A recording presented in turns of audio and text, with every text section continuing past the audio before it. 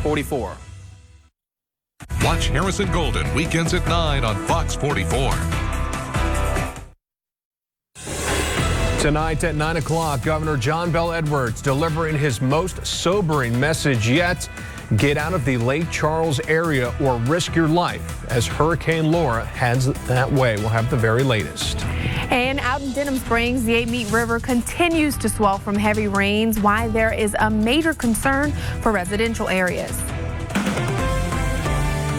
Live, you're watching Fox 44 News first at 9, your local news leader.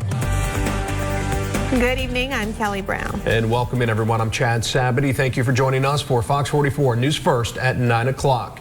At this hour, let's check straight to our chief meteorologist, Jesse Gunkel, is keeping track of Hurricane Laura and its projected path. Jesse, what's the very latest?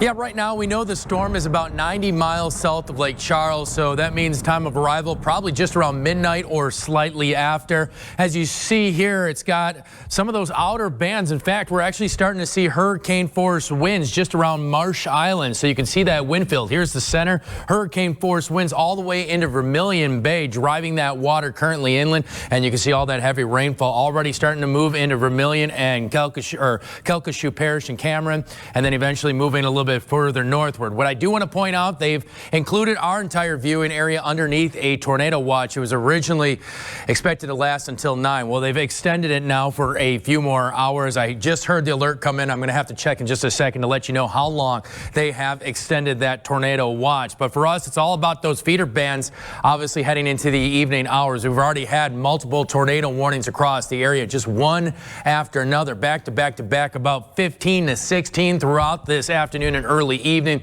And as you see right now, again, the possibility of isolated tornadoes remains very high. And you can see again overall that at least that band has collapsed a little bit, but we got more rain kind of coming in further from the south. At least those thunderstorms or tornado warnings north of the area moving into southern Mississippi have come to an end. But this is the big picture out here of massive eye. Now the winds haven't changed over the last 2 hours, but the pressure continues to drop. That's also another sign that it is still continuing to strengthen as it makes its way towards the coastline.